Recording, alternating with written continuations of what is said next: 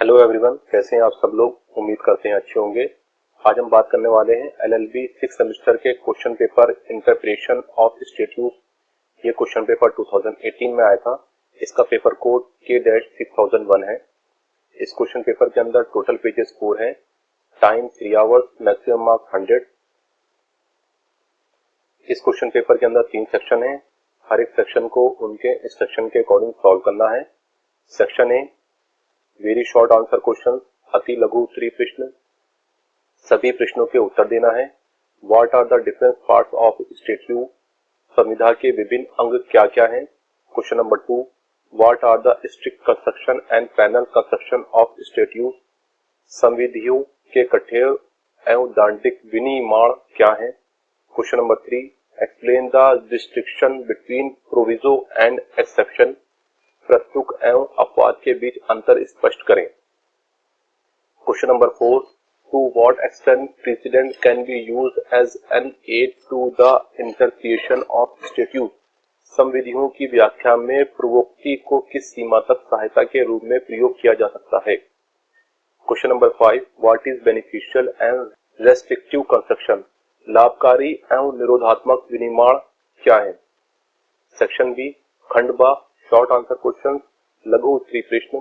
Section B के अंदर 3 question है। आपको 2 क्वेश्चन का आंसर देना होगा। हर एक क्वेश्चन को सॉल्व करने पर आपको 10 मार्क्स मिलेंगे। Question number 6, evaluate the role of illustration and explanation in interpretation of statute, संविधियों की व्याख्या करने में स्पष्टीकरण एवं दृष्टांतों की भूमिका का मूल्यांकन करें। Question number 7, explain the rule of is am जेनरिस, is am जेनरिस नियम की व्याख्या कीजिए। Question number 8, explain the meaning of constitution, संविधान के अर्थ की व्याख्या कीजिए। सेक्शन सी, खंड सा, डिटेल आंसर क्वेश्चन, विस्तृत उत्तरीय प्रश्न।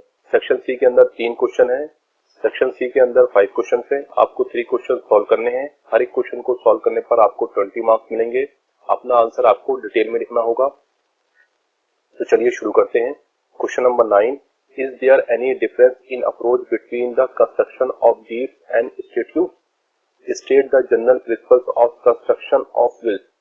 अभिलेख पत्रों एवं संविधियों के निर्माण की अवधारणा में क्या कोई अंतर है।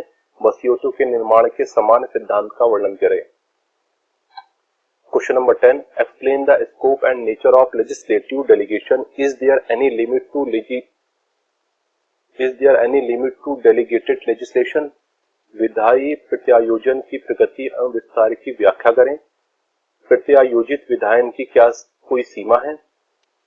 Question number 11, what are the presumptions in favour of constitutionally of a statute, what are the effect of constitutionality, संविधियों की संविधानिकता के बारे में क्या अवधारणाएं हैं, संविधानिकता के क्या प्रभाव होते हैं। Question number 12, can a statute operate retrospectively, state the general principle and discuss the circumstances under which retrospective operation of statutes is permissible. क्या कोई अधिनियम पूर्वगामी हो सकता है। सामान्य नियमों का वर्णन करें एवं उन परिस्थितियों का वर्णन कीजिए जिनमें पूर्वगामी अधिनियमों का प्रचलन स्वीकार्य है। Question number 13, what is mean by mischief rule, explain with the help of recent Indian cases. रिश्ती का नियम से क्या समझते हैं।